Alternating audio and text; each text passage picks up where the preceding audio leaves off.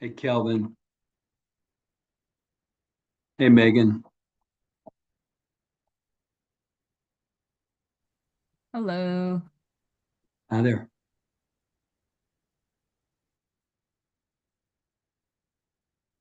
Hello.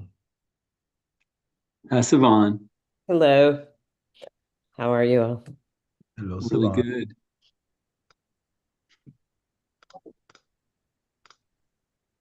I saw Melissa and Rachel this morning at the Connecticut Data Collaborative conference. Yeah. Yeah, very exciting. Told me a little bit about the study that's being undertaken. Very exciting. Yeah. Uh, All kinds of exciting news this morning, Savon. all good. Yeah, great. So, how are you, Kelvin? Did you have a good holiday? I did. Thank you for asking. Always busy, always something going on for sure. How about yourself?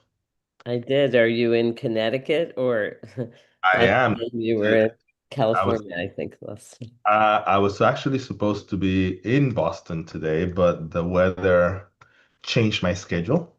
So I am here, and then I'm off to Puerto Rico again next week. Great. Yeah, it's a good time to visit Puerto Rico, though, as opposed to, Yeah. other times. I was supposed to go to Nebraska, but I think I'm off the hook on that one. Tough choice. Nebraska in December, Puerto Rico. I must. Nebraska, that could be brutal. Oh my gosh. Mhm. Yeah, some of us still have to go sometime in December, though. Do you go to Omaha? Is that Omaha? Lincoln, to both to Lincoln and Omaha. Mhm. Hmm. So, um, isn't But no chance for me right now. So There's Ayana. hello, Anna. Good Hi, Ayana. afternoon. Hi, Ayana. Hello.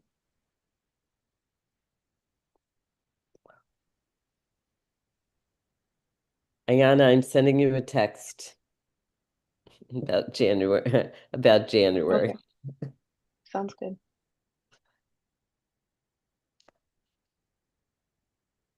Hi, Jeff. Hello. Yes. Hello. Nice to almost see you, Jeff. Yeah, there we go. The little slider thing on my laptop is funny to deal with. So,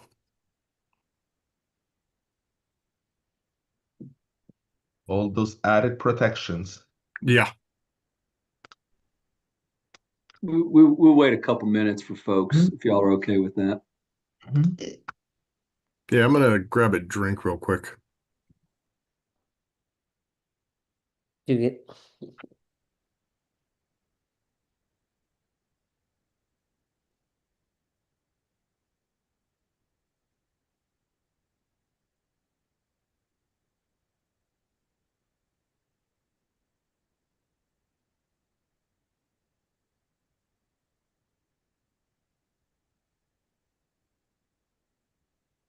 Hi, Kalanda. Good morning. Morning. hey, And Sonda. Hi, Mona. hey, I know. Mona. Good morning or afternoon. Yep. Oh, I know. Afternoon. I know, like 1 minute it's 8 a.m. and before you know it, it's Yeah. noon. With nothing in between, right? Oh no, no, just coffee and That's funny. We'll just give one more minute and then we'll get started.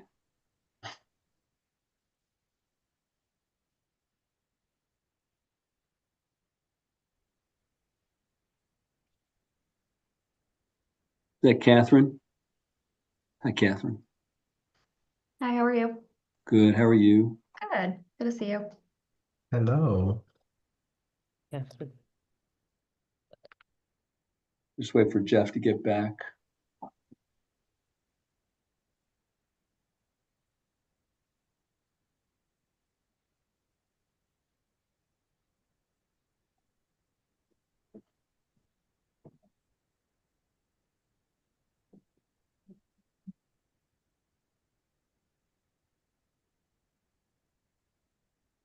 There he is. So let's go ahead and get started. Welcome, everybody, to the December 3rd task force meeting. We've been a busy group. I hope everybody had a good holiday. Good holidays. Not too much of a setback from the snow, ice, rain, whatever that was. I did have to miss my dance class last night, so Darn it. Darn it. Let's go around quickly, just introduce ourselves, and then we'll dive into the agenda. I'm Richard Sugarman, co-chair of the task force. Kelvin? I'm Kelvin Roldan, co-chair of the task force. Savan? Savan Hines, president of Hartford Promise. Ayana? Hello, Ayana Encarnacion, Hartford Promise alumni. Kalanda? Yolanda Mall, Executive Director of Waterbury Promise. And Mona? Mona Lucas, Assistant Vice President for Enrollment at UConn. And Catherine? Catherine Berzuti, Executive Director of Financial Aid, University of Hartford. And Jeff? Jeffrey Berry, research analyst from the Office of Higher Education. And Dan? I'm Dan Junji. I'm the Senior Government Relations and Communications Specialist with Chifa and Chesla. Great. And Megan? Megan Villanova, clerk. And much more, Megan. So we sent you all a note. Kelvin sent out a note. Megan and Kelvin sent out a note yesterday about what we hope to do with this agenda, to have this be a little more of a far-ranging, open conversation. Just to give you a bit of an update, Kelvin and I are in the process of putting together the draft report and recommendations. We've had a few conversations with folks, particularly we had a meeting with Matt Ritter and his staff last week to give them an update, but also get their input and suggestions and thoughts about this work and where it fits. And I would just say it was a very encouraging conversation with some specific suggestions, but generally encouraging us to do the work, and impressed with the task force and impressed with the work that's been done to date. So wanted to offer that update. We also shared an update yesterday with Senator Slapp and Representative Haddad, the co-chairs of the Higher Education Committee, to give them an update and get some of their current thoughts and or guidance. Also a very encouraging, positive conversation. Hi, Patricia. You want to just introduce yourself quickly? Patricia Melton, New Haven Promise. Welcome.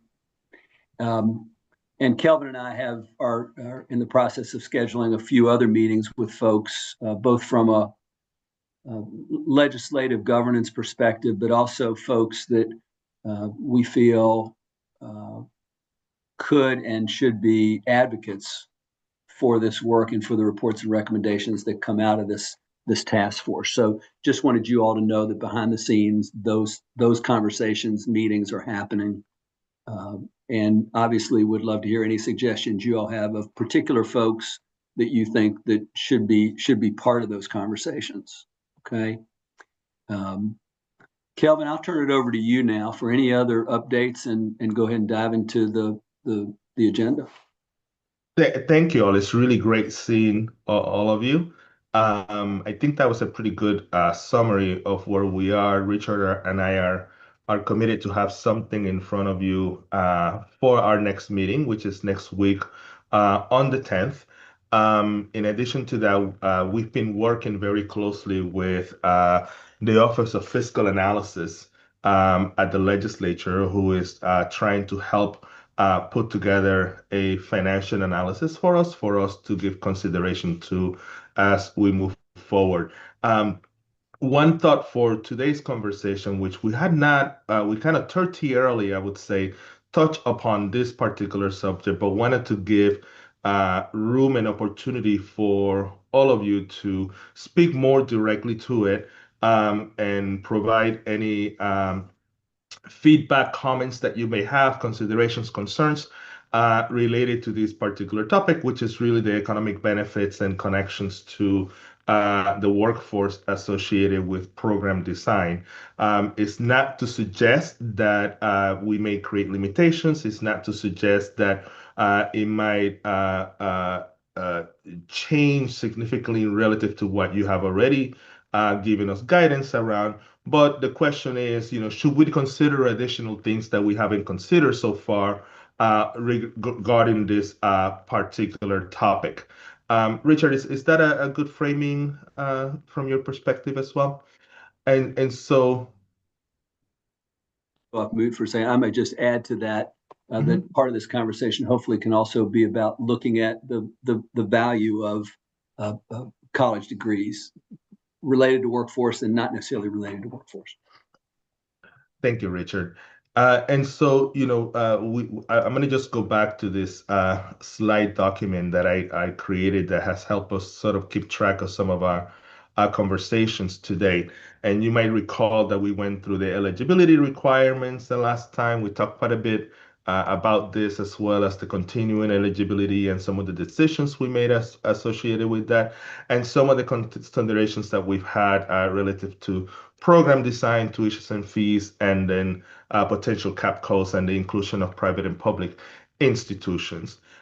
Today, as from a general practice perspective, we know that there are significant economic benefits, and those are very well documented by now relative to the creation of this type of promise, or in some cases, it's the grants program, right? And we are making a distinction between those two. But some of those are improved and increased access to post-secondary degrees, increase of enrollment and completion in post-secondary institutions, creating a better educated workforce and strengthening employment pipelines, attract and retain state residents, and lastly, which is a very significant one, is reduce student loan debt. This is not a comprehensive list. These are some of the ones that I know that have been well researched and documented around. There are some additional considerations that Richard and I thought merited some potential additional discussion that we really look forward to hearing from you. And that is one major element of this, is the changes in federal policy that we have all seen very recently in this administration as well as the previous administration.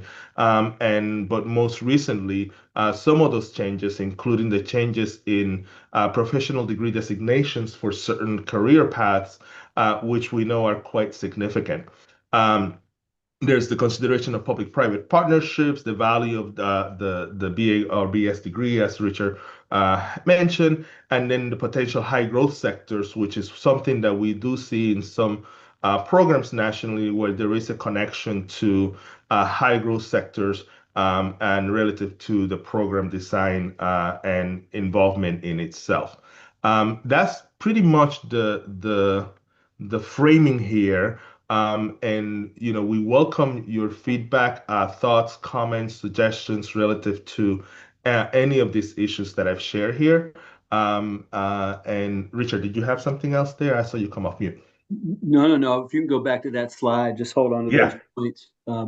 And that's where we want to have this open conversation. I just want to make sure that everybody on here is at least aware of or familiar with where we talk here about one federal. It's not just federal policies, but it's also federal stance on higher education generally. I mean, I think that we all have seen, read, and felt what I would describe as a, let's see, how should I describe it? An aggressive and potentially destructive posture on higher education institutions generally and higher education generally.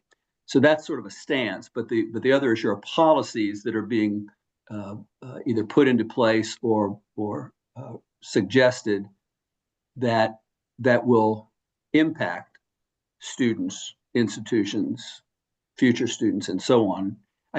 Are you all aware of and familiar with the second point here, changes in professional degree designations and so on, that Kelvin spells out? Are you all aware of, familiar with that? And anybody who isn't would like a little more? Okay. So what are you, again, let's just open up the conversation then. What are your thoughts, feelings, and or impacts that you're seeing and or that you foresee with some of those policy changes, in particular areas where there are already shortages and gaps?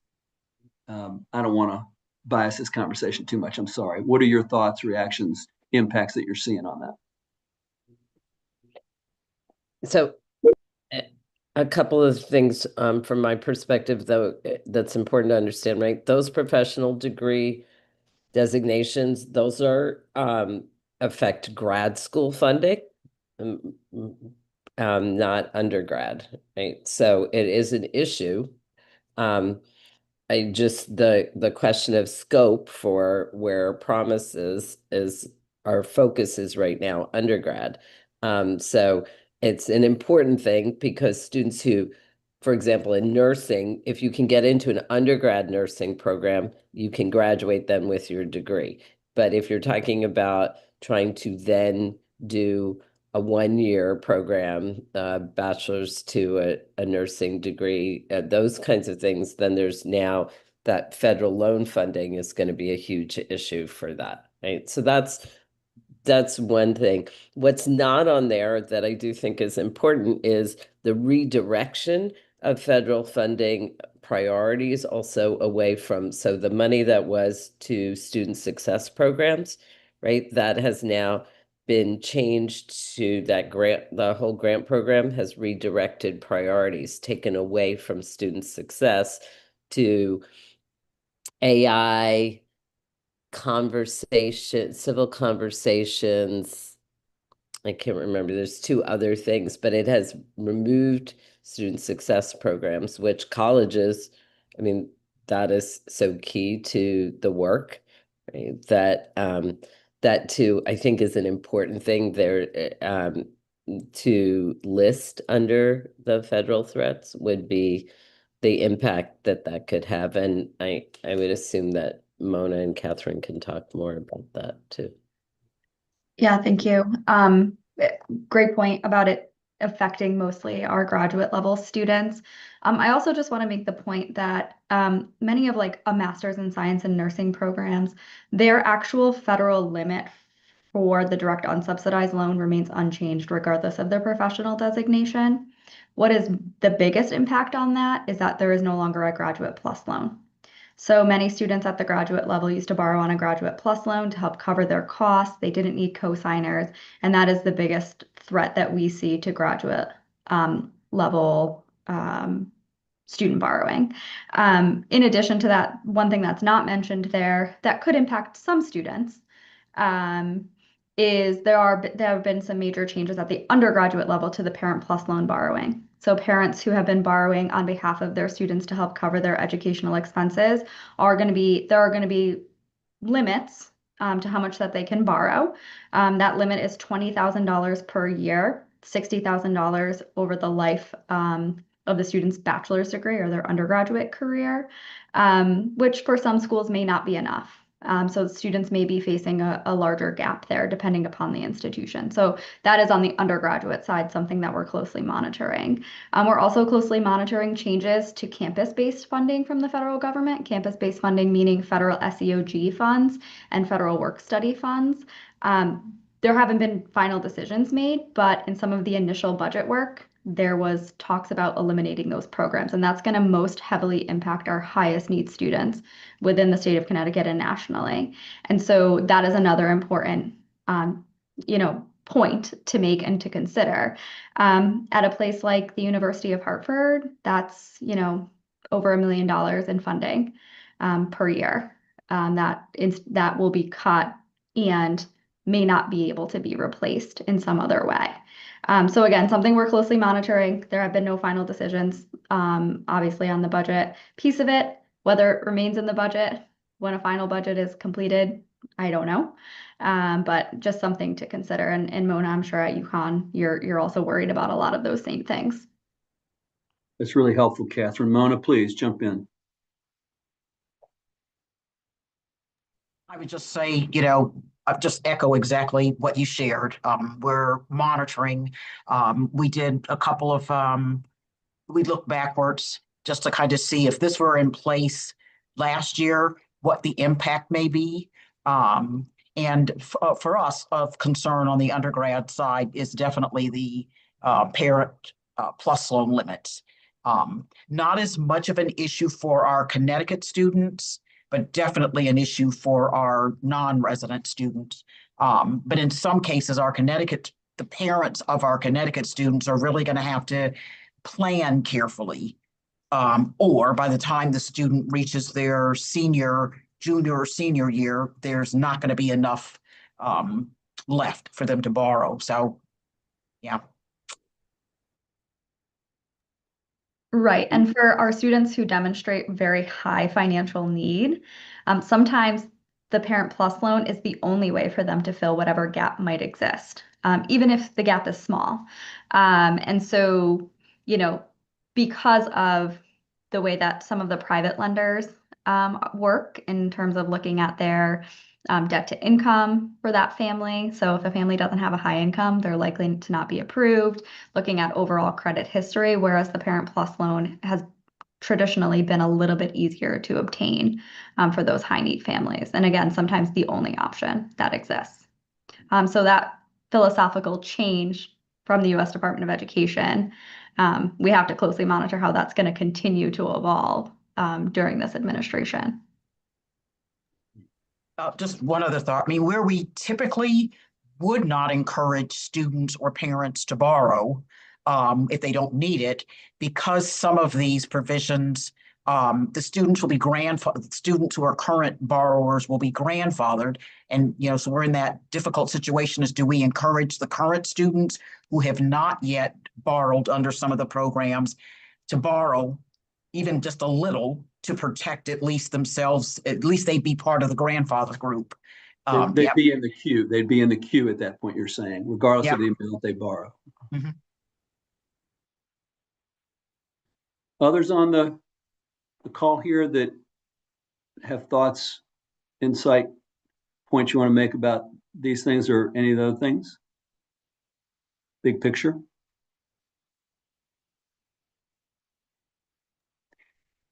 I think just a final thought is, as we continue to progress in thinking about, programs like this, there's going to be a lot of competing priorities, right, at the state level. And so, it's just something that we have to consider. There's going to be a lot of push for additional state grant funds to help offset if there is a change to the federal grant funds that come through. So there's just going to be a lot of competing priorities. And so we have to, whatever decisions are made or whatever we put forth, we have to make sure that we're making a compelling case, because again, there will be a lot of things a lot of asks at the state level from the higher education community moving forward. Mm-hmm. But it sounds like this work is particularly timely, considering the things that we've just talked about. This work, and not just this work, but this additional financial grant would be particularly significant at this moment. Absolutely, yes. Yeah. I'd like to piggyback on Catherine's point that and I'd be remiss at bringing this up, does actually putting in information that regards professional degrees that don't have anything to do with bachelor's degrees actually help or hinder our position? Because by adding those elements in there, it doesn't focus our direction at all. It just kind of muddles the point and is bringing in something that really doesn't apply to what we're doing. So I just wanted to just piggyback on what was said and offer a question about our path and what our divisive kind of point of view is going to be. We don't want to try to boil the ocean here. We want to make sure that we're. I think the if I hear you correctly, Jeff, I'm just correct me if I'm not, but if I hear you correctly, this is an open conversation about issues that are not necessarily going to influence the recommendations reports work that we do, but we think it's important just in terms of a broader conversation about higher education today and some of the forces at play. Okay, I wasn't aware that that was part of our goal or mission, so I appreciate that. It wasn't necessarily at the outset. It's not part of our specific charge. To your point, we want to stay focused on those specific charge areas. But we just thought while we have this group together, it would be worthwhile to have this conversation, just the bigger context that this is happening in. Yeah, I mean, I'm with everybody else. This is it's a travesty that this is a thing and that this is happening. I don't even want to speak to the implications from a higher education standpoint, workforce, and you know, looking at the pipeline that we need for these critical you know, individuals in our society. So thank you. Yeah. So to look at one other thing that you started out with also, which is the benefits of the economic benefits as opposed to the federal threat. So two things that I think could be added there. One, there's numbers that we use, I assume other orgs do, but like, so Georgetown has that value of a degree, a bachelor's degree in terms of earned income per, and it's done by state. So that there's like a lifetime earnings that you can say. So that can be calculated, like for us right now, it's over 1.2 billion, but that's an economic number that I think is important, right? So that using that data for each graduate has a lifetime earnings in Connecticut with a bachelor's degree. The other thing is that there's good data out there about the fact that an higher educated population results in decreased healthcare costs, which is again a huge cost to the state and an economic driver. So like tying it into not just I think not just the feel good of folks getting degrees, but all of the economic reasons that it makes sense for Connecticut, to me, is important in terms of proposal. So those are two things that I Really think helpful, Savannah. We just looked at Kelvin and I just looked at a study that Massachusetts has done recently. It speaks exactly to that annual earnings difference and lifetime earnings difference. And it is, you know, I think it was $30,000 a year and over $1 million over a lifetime. Yeah. And that's a recent study by a neighboring state. Mhm. Other points you all want to address? If not, I have a question about just if we could just go back for a second to the impact of federal policy on we call it support programs, whether that's TRIO programs or other sorts of support programs. Can any of y'all speak to that? What does that look like? What are the potential risks there?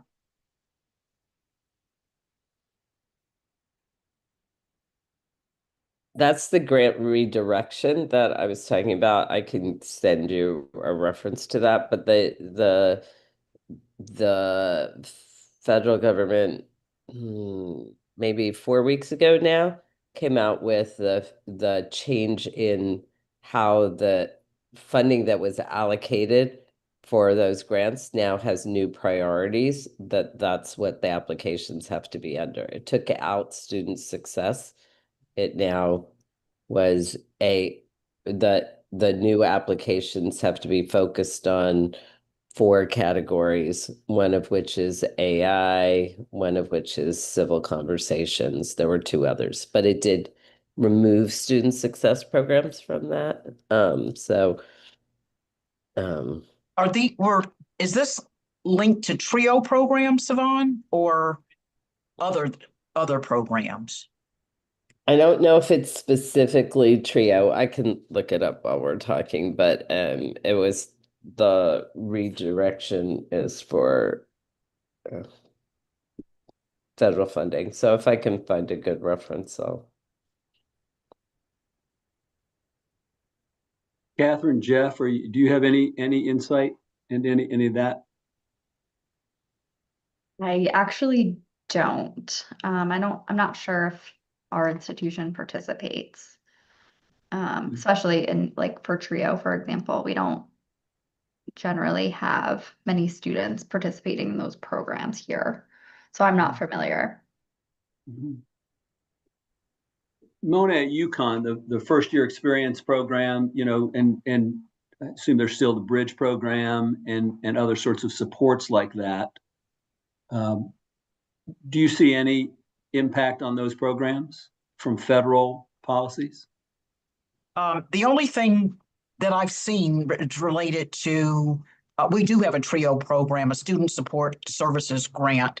And so I've been just monitoring the updates from a distance, but the other funding, I'm not aware of any specific challenges to that existing funding, which doesn't mean others who are more closely involved haven't.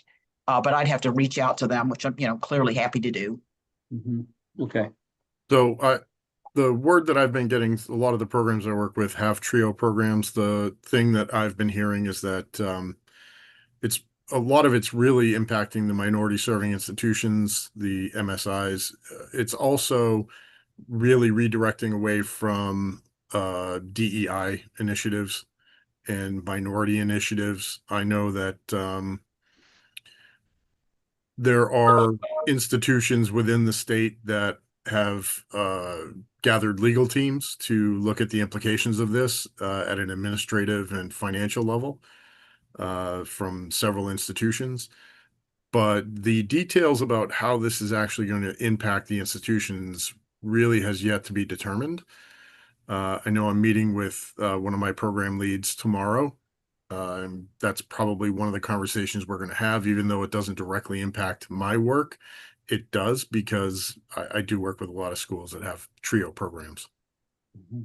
Do you mind, Jeff, taking a minute just to describe what TRIO programs are, just for folks on here? So TRIO programs are usually, I can't remember if there's 5 or 6 different types of TRIO programs. They're usually taken and used and applied to students that are disadvantaged, come from minority backgrounds, or maybe don't have, the gap between educational gaps. So students that are really have a disadvantaged upbringing, and gives them an opportunity to experience college, summer bridge kind of stuff. It also involves community service, but they also teach diversity, equity, inclusion. I know the program has been around for a long time. And it really depends. Like you can get some that are like STEM-based, science-based. I can't remember them off the top of my head. It's been so long since I overseen any of those. But it really is focused around the disadvantaged students, the ones that have the academic achievement gaps and or racial and First gen usually. yes, first gen. Thank you. Yes, absolutely. So I did find, it's 171 million that goes to the Fund for the Improvement of Post-Secondary Education. It's been used for 7 established programs, including Student Success, Basic Needs, Veteran Student Success, Rural Post-Secondary Education Department. It's now that money has been redirected to 4 categories, which are AI, civil discourse, accreditation, to change college's current accrediting agency, and short-term programs, the workforce Pell Grant program. So I'm all for more I can civil, send civil dialogue. Let me put in a strong vote for more civil dialogue. I apologize. I forgot to add the end point of all of that. I described who it was for, and it's the reason for doing this is to advance college degrees within these populations. Mhm. I left that part out. My apologies.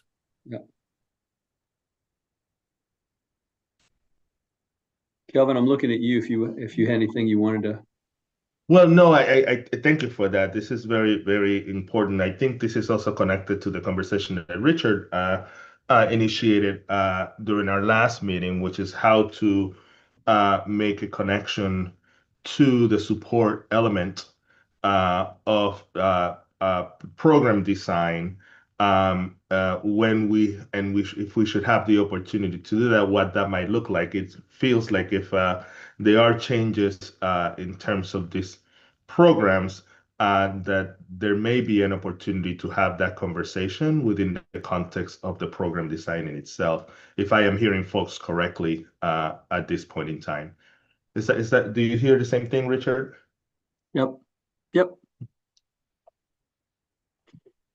I wondered also, relative to the other potential elements, Simon, thank you for adding to the list of economic benefits here. I added those to the list, and there is research, particularly in the entitlement elements of this, of how the reduction over time is impacted by this type of program, since they've been around now for long enough to really quantify economic and long-term benefits. Just wondering from your perspective if there should be any additional consideration to specific sectors, high growth sectors. How would that work? If not at all, it's okay not to suggest it. We think we made a determination that early on that we wanted to honor commitment of students relative to what they want to pursue, right? As opposed to steering them in a particular direction. And data, and by the way, that's one of the reasons to have the conversation about the current nature of the the federal professional degrees designation. But wondered if there was any other feedback or direction that you wanted to give to connect to program design as it pertains to some of these elements. Specific fields, areas of study. Mm-hmm. I'll put this back up so that folks can see that I've been trying to take notes as you are speaking and reflecting your comments in the notes as well.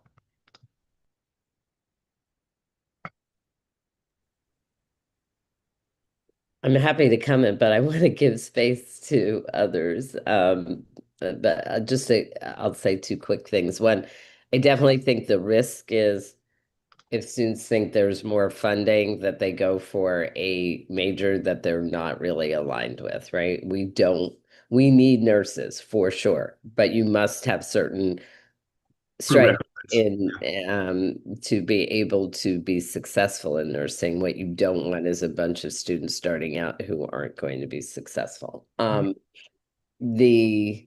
don't know if this gets very complicated, but if there's an added incentive towards the end of it, right? That if you are a junior nursing major or education major or areas that are high need, that there's potentially anything that therefore then those are students who are more established in a program, right? And could stay.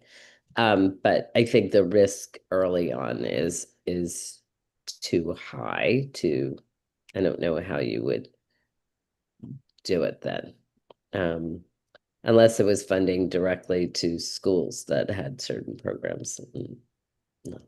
Yeah, this is going to be to students, not schools. And you make a really important point there, Savon, in terms of you don't want to force somebody to do something that they're really not inclined to do. Yeah. Other thoughts on that though?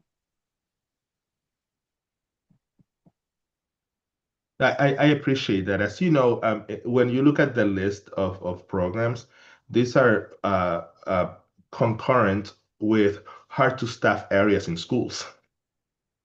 Right? Like those are some of the areas that we have a significant problem getting, and they have to start in their BA granting years in order to be able to pursue some of those careers for sure.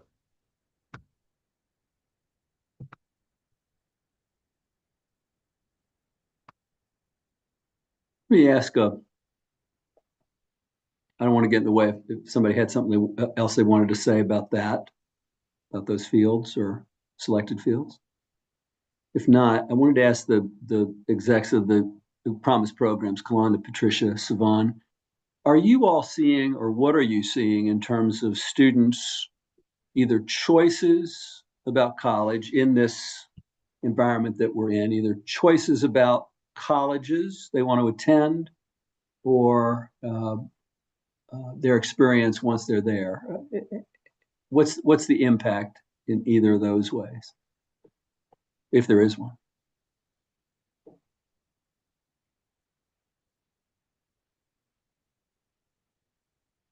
Kalanda, Patricia, go ahead. Go ahead, Patricia. Patricia speaking. I apologize. I'm off camera because I have a terrible cold.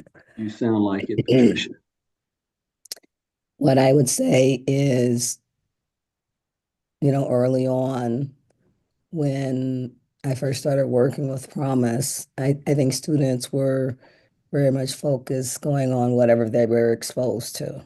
So if there was early outreach by certain colleges with early access programs, students tend to be pretty conservative in terms of aspirations. However, when you get down to the final, stretch, which is when the money is on the table, because there's such a huge lack of understanding of, you can desire to go somewhere, but then when the financial aid package comes in, then complete shifts start to happen. I think, as we started to develop partnerships with UConn, our various partners, UNH, Quinnipiac, we absolutely started to see a difference. We saw a huge difference, for instance, in students attending University of Connecticut, which is why we had that huge cohort there. And it's, our families are much more cognizant of the value, even though I would still say there's a lot more that we need to do. And I think with the new policies going in place and the education we will need to do, you will find folks even more so looking at cost, what's affordable, what sort of financial aid packages are on the table. So for instance, and then I'll, let others speak, but for instance, with our Pennington, which is our HBCU scholarship, which is actually more generous than our general Promise scholarship. We have lots of students who are interested in that. But again, these are not full rides, which I don't know too many places where you have a full ride, but people translate it into full ride. However, coming down in the home stretch, there are lots of students who end up switching and going to predominantly white institutions because there's just too much that is still left on the table, maybe as much as half. And that means that the package that that institution comes with is very, very high in student loan. And when you have 3 or 4 choices, you have, 20,000 in student loan versus,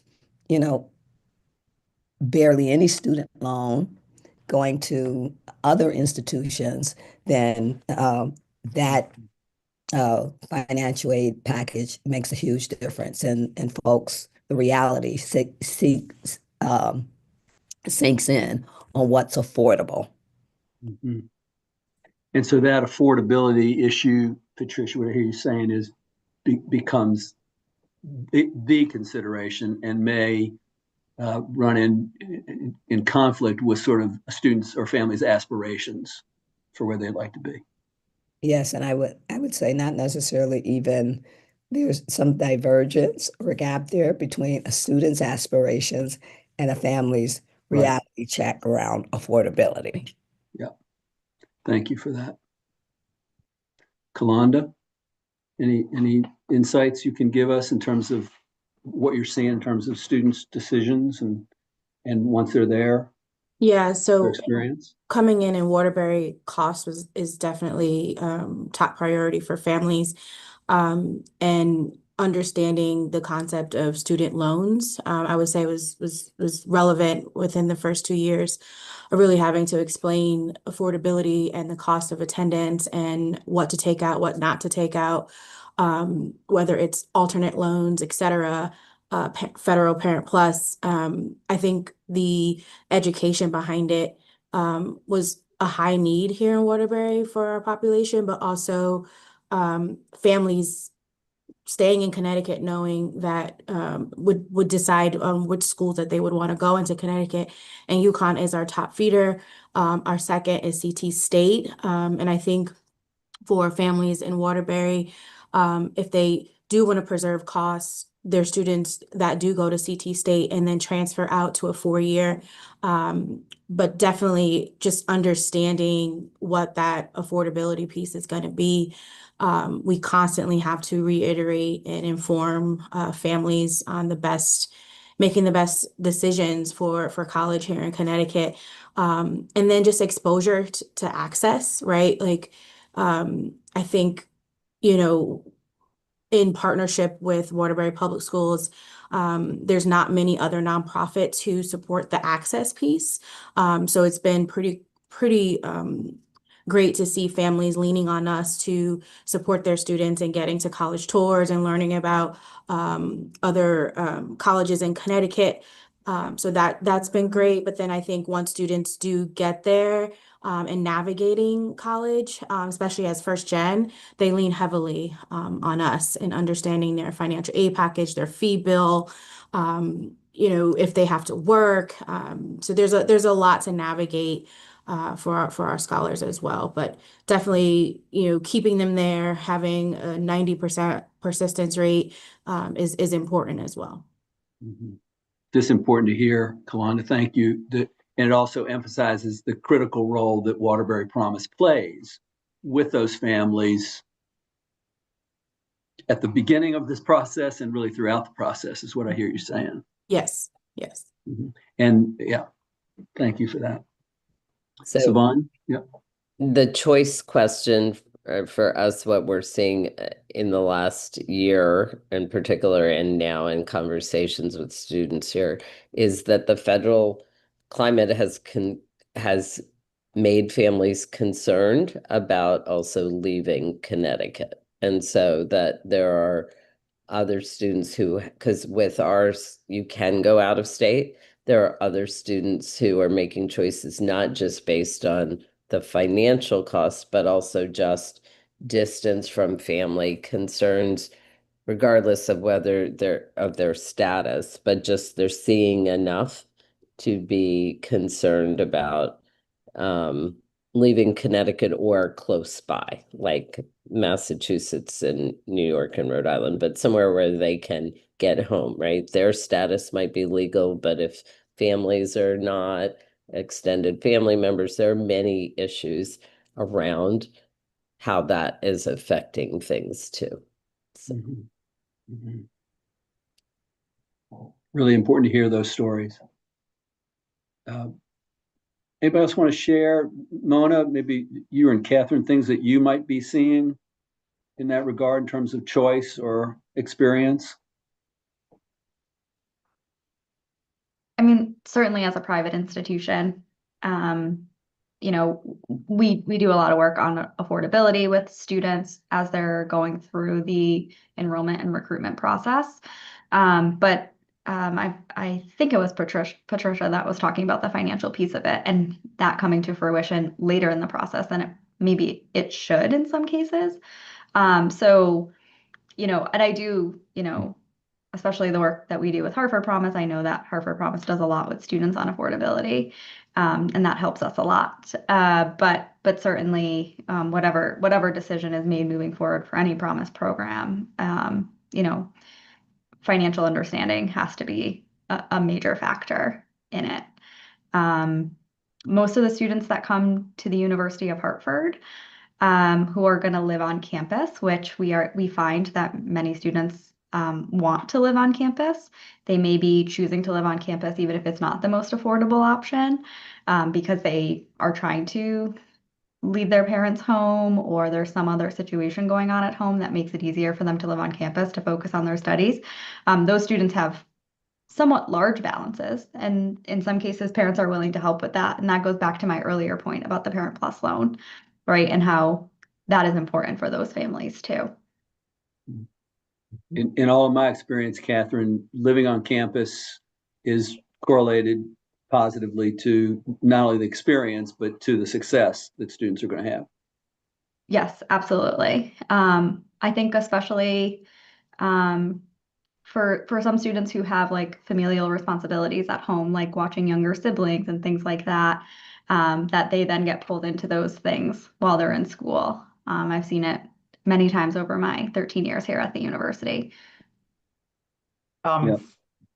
And maybe I'd just add or just support the need for financial literacy, but very specific. Like it has to be more than kind of the textbook financial literacy, because I mean, I'm horrified every year by the number of students who say yes to our offer of admission with no financial plan. And that's even though they've received their financial aid offer, maybe in March. I think they're looking at it, but because this is their chosen institution, there's a disconnect. And then what happens, unfortunately, is on the back end. So great, you go to your chosen school, you're happy, you meet people, you do well, and after one semester, you have to leave because you have a significant outstanding fee bill balance. Now and so, I mean, I wish it were just every now and then, but it just happens too often. And generally, I mean, different students connect with different supporters on campus, but regardless of the supporter, they're all saying the same thing, like Jane Doe is doing so well, loves it here, maybe is connected with different student organizations, but they don't have any money, nor did they think they had any money when they committed to come. And so the earlier we can start the conversation about what to look for and when to do the math and just kind of pitfalls to avoid, because I'm suspecting it's worse to come to whatever your dream school is and have to leave after a semester than it would have been if you didn't ever come. But that means facing some of the realities before an enrollment deposit is made or in a commitment to the institution is made. Both realities, facing realities, and options. Yes. And we've gotten much more, thankfully, I'm like so happy. We're being a lot more upfront about the realities as we are out recruiting. And then after we've admitted students, when we're out speaking to the admitted students and their families, just about the realities. But so I'm hoping it's making a difference, but we even went back to sending old school, like hard copy letters to the families over the summer to just kind of say, hey, make sure, like, rah, we can't wait to see you. But then, okay, make sure you have a financial plan. And then we insert, here's what it cost. These are the different funds that you've been awarded. Make sure you have a plan for the remaining 20,000, 12,000, 8,000, whatever it is, but they're here. Mona, you raised something that sparked conversation between Senator Slabb and Representative Hannan yesterday, which is, a wondering, and Richard and I have been talking, and all of you really, about the support mechanisms element. So one wondering I have is if this is as part of the conversation, is that students, to your point here, should participate in a first-year program that addresses financial considerations and other potential campus support resources as a condition, right? So first-year entry point, should every student who participates in the program have some thing like that as part of their journey in the institutions. Just wondering if this is the approach that we might take here, or if there's any other additional feedback that you might have related to that. I think Well, that the first year, requiring a first year program course is great. But it's too late for those I was who, going to say, it's um, too late. The bill is you know, due in July. And um, yeah, if you're going to have. and I mean, so it's helpful because those classes, there are so many other aspects of navigating college life that are included in those classes. So definitely valuable, but we would need something that happens during the summer, early summer, or late spring. I don't know whatever point, let's say we've decided who the students who meet the criteria, that we'd have to require them to attend whatever. We'd have to figure out a name to call it, but it's really, for us, I'm just going to say financial literacy, but it's really college financing 101, and ensuring that you have a plan. And it may change. Well, I'm hoping the earlier we could actually do this. It could be called your college financial plan, and it has to Yes. happen. It has to happen spring or early summer. Yeah, because by then, so the earlier the better, but too early in the spring, the bills aren't out yet, but information is available for, how much are you getting, and the information's available as far as what is tuition, how much is room and board, all of that. But then, a couple of weeks later, the bills are out in June. And so now they have even more concrete information showing here's how much it costs. Now we've subtracted all the financial aid that you've accepted. Here's what's left that we want on August 1st. And so that's also a good time, because it's still early enough if they have to go to a plan B, Right. even though they may not want to, but it may still be enough time to get into whatever an alternative for them might be. And then on top of that, have the requirement that they also attend a first year seminar. Mhm. Yeah.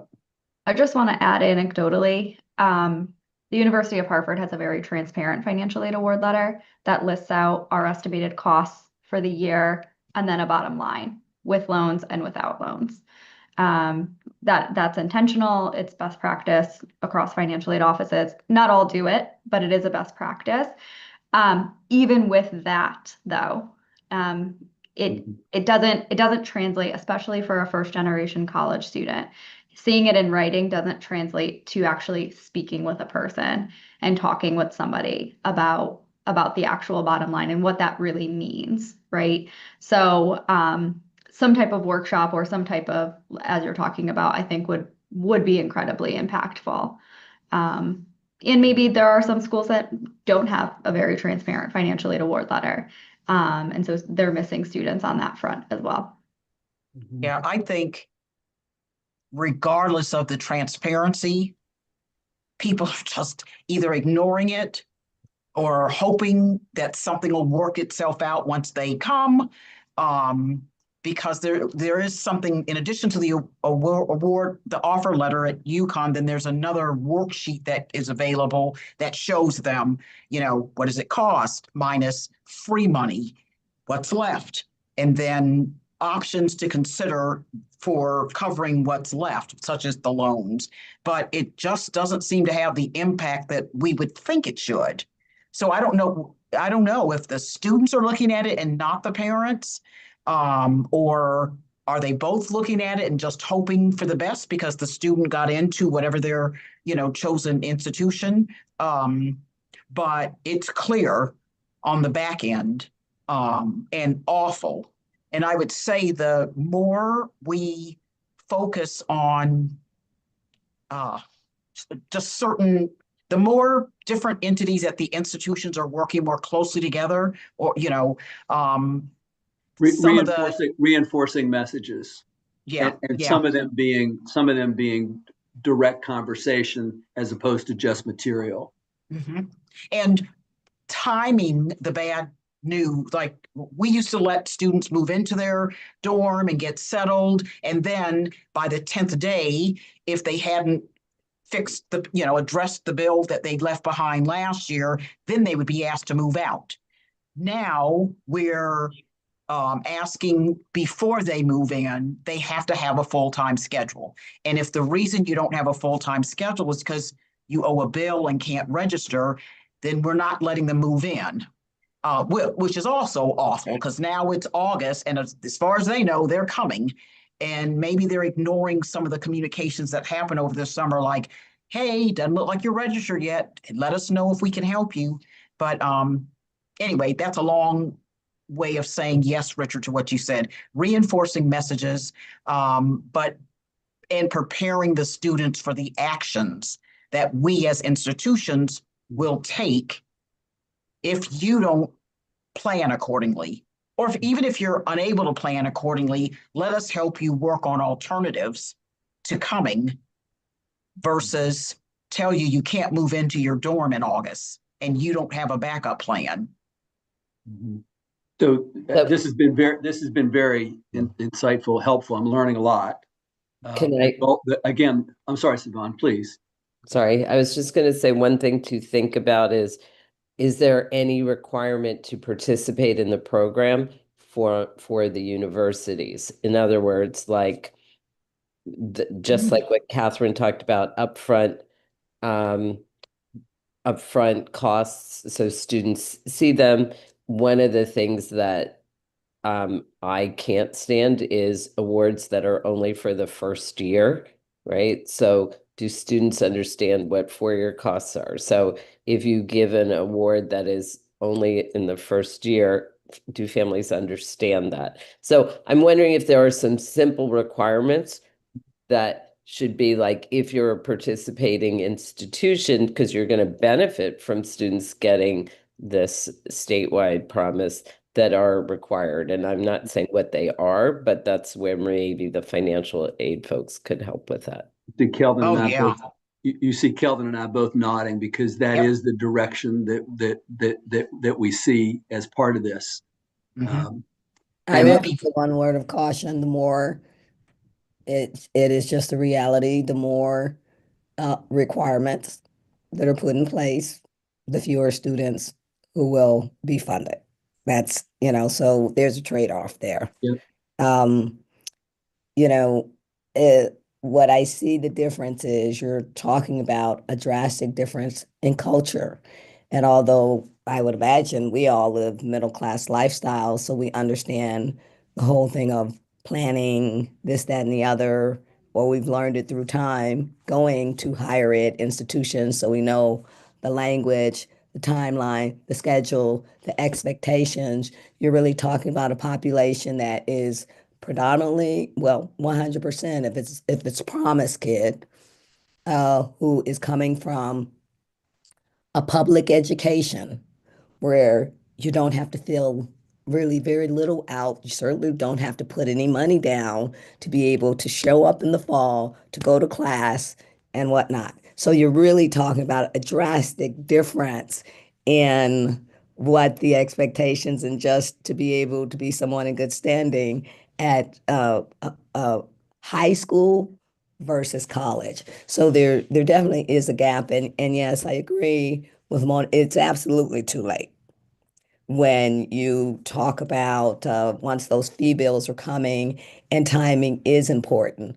So as we think about any sort of Connecticut Promise, there are many Promise programs across the nation that absolutely require some requirement around financial literacy, or some workshop that if you are going to be a recipient of a Promise Award, that you must do.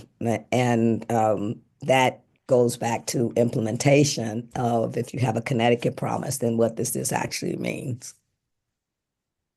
Yeah, I agree that the schools, participating institutions, should be required or should commit to, as a condition of participating, providing clear and transparent, whatever it is, consumer information Again, we can all work that out, but that would be like, if we want to participate, we're willing to be upfront, and possibly like this workshop kind of, or, virtual opportunity that we would offer. Maybe that's one of the requirements of the school.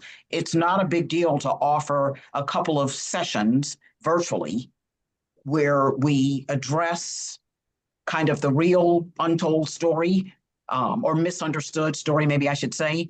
That's not a heavy lift for an institution. So I think more obligations of the participating institutions, not so much for this to make a student qualify, other than, like you suggested, Kelvin, the 1 hour first year program course. Some institutions may already have that as a requirement. So that would not be significantly viewed as like a heavy lift. It's a 1 credit course, and it's really all about helping them navigate, because although we cover a lot in new student orientation, the notion that the students walk away now we've educated them on all the critical processes, like, I don't think so. Right. So it's a reinforcement of a lot of what's covered in orientation. So things are coming at them like a blizzard at that point, and what they're able to take in. But it's very helpful to hear you talk about that, Mona.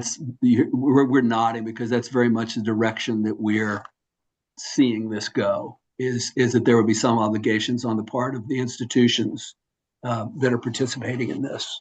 And this has been very helpful. I've learned a lot listening to what you all have said, the anecdotes and otherwise here. And I think that will continue to inform what we're doing. Again, the goal here is we want to have more Connecticut students going to college. We want to have more Connecticut students making the right choices about college that make sense for them. We want to have more students being successful in college. We want to have the students graduating from college and becoming contributing members of the Connecticut communities and workforce, and really be a talent pipeline for Connecticut. And as a result, people want to live in Connecticut. They want to move to Connecticut. They want to stay in Connecticut. And businesses want to be here, and communities thrive. That is really what we see here, is this ecosystem that we're talking about building. And these have been very helpful. It's been a very helpful conversation, very helpful points.